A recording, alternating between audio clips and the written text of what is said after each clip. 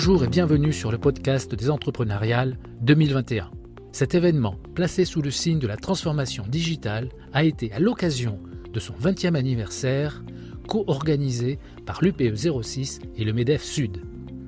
Les organisateurs ont souhaité à cette occasion mettre en lumière les acteurs de cette journée pour qu'ils partagent leur expertise et leur retour d'expérience.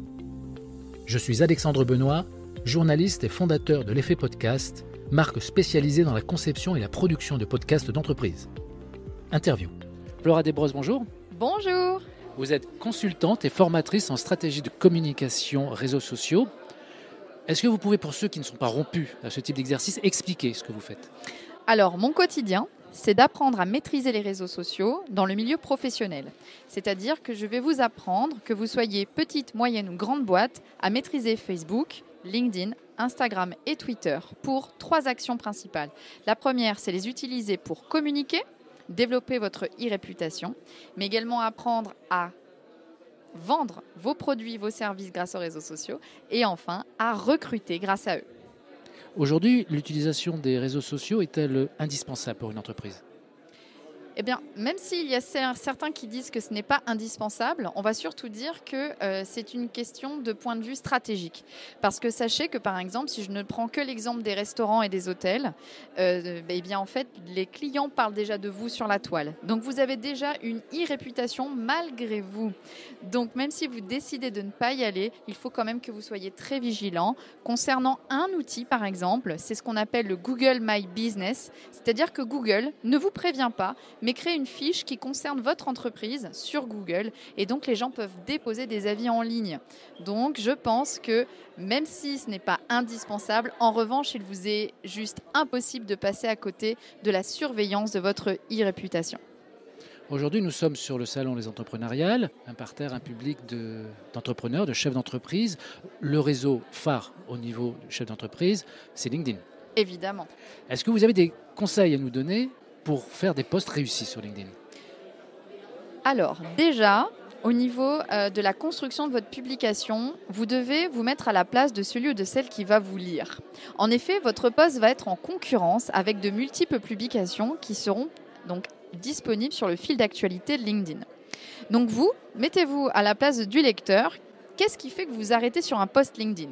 En règle générale, ça va être une phrase d'accroche, ce qu'on va appeler en marketing la fameuse punchline. Alors, tout le monde n'est pas un rédacteur web né, mais pour autant, il y a des petites astuces qui marchent très bien, comme par exemple, poser une question.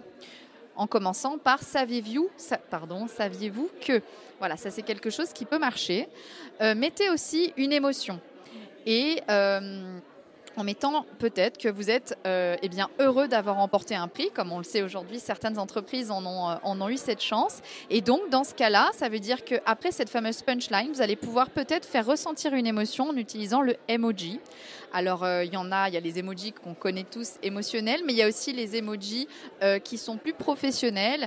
Et donc là, à vous de choisir parmi la bibliothèque d'emojis qui sont dans vos smartphones pour bien les sélectionner.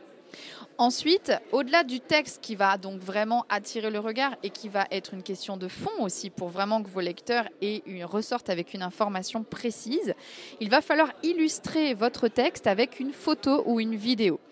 Et par ailleurs, si vous utilisez la fonctionnalité photo, sachez que l'astuce de taguer, c'est-à-dire de mentionner des personnes sur cette photo, va juste être idéale parce que l'algorithme va donc détecter que des personnes sont non seulement mentionnées, mais en plus de ça, que celles-ci ont tout de suite été curieuses de savoir qui les a identifiées sur cette fameuse publication et donc vont cliquer sur la publication, vont interagir sur celle-ci en mettant un j'aime, un commentaire, voire même la partager. Et donc, c'est comme ça que votre publication va vivre le plus longtemps possible sur les fils d'actualité de votre réseau, mais également sur le réseau de votre réseau. Et c'est ça aussi la force de LinkedIn, c'est de faire appel à son réseau pour se faire connaître auprès du fameux réseau de second degré. Voilà.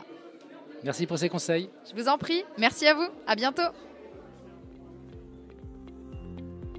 C'était une production L'Effet Podcast. Retrouvez toutes nos solutions pour la création de votre podcast en entreprise sur www.l'effetpodcast.com.